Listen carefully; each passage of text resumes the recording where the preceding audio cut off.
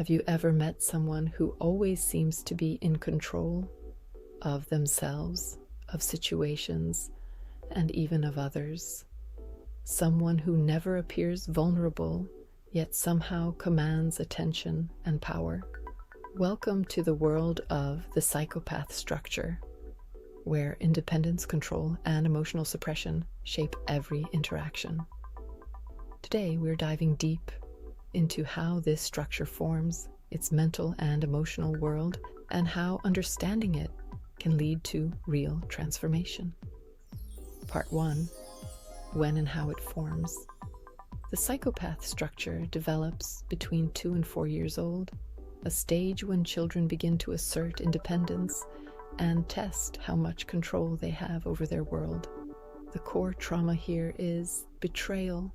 The moment the child realizes that trust can be broken and that vulnerability is dangerous. This could be because a caregiver was manipulative, inconsistent, or emotionally overpowering, making the child feel that being open or dependent would lead to pain or exploitation.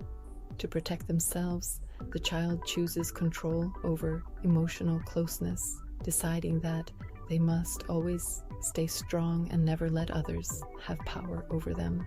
Part 2. The core split. This structure forms around a fundamental split between independence and emotional closeness.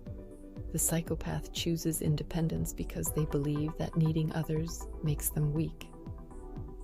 Emotional closeness feels risky, as if opening up will lead to betrayal. So they focus on control, not just over themselves, but also over their environment and sometimes over others. Part 3. Defense mechanisms. To avoid feeling vulnerable, the psychopath structure develops several defense strategies. 1. Repression of emotions. Unlike the schizoid, who dissociates from emotions, the psychopath actively suppresses them, believing emotions are a sign of weakness. 2. Strategic control. They control their behavior, their words, and even how others perceive them. 3. Charismatic influence. They can be highly persuasive and manipulate social situations to their advantage.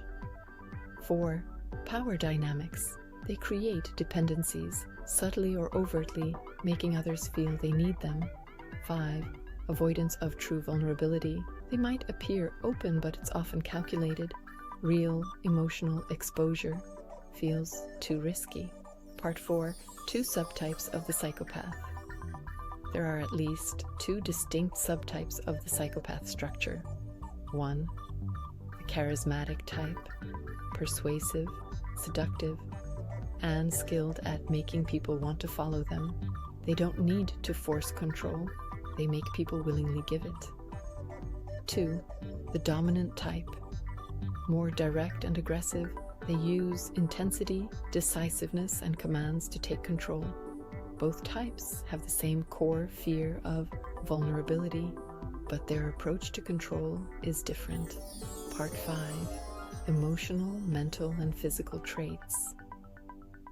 Mentally, they are high-energy, strategic thinkers who are constantly scanning for opportunities and ways to stay in control. Emotionally, they suppress feelings, sometimes to the point of not knowing what they truly feel.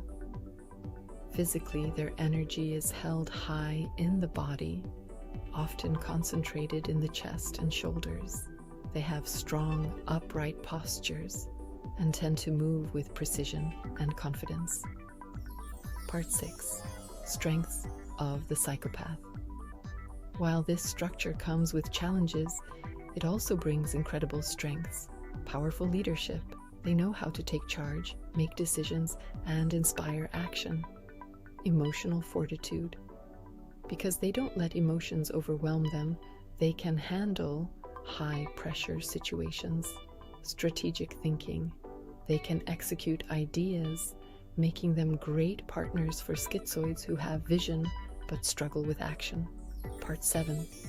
Growth and transformation. The key to growth for the psychopath is to embrace true strength, which includes vulnerability. 1.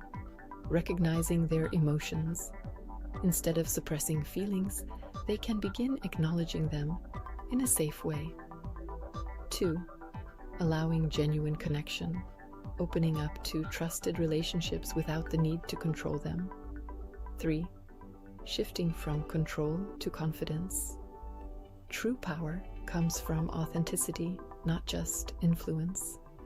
By integrating emotions rather than avoiding them, the psychopath structure can become a truly powerful force for good. Understanding these structures is the first step toward transformation.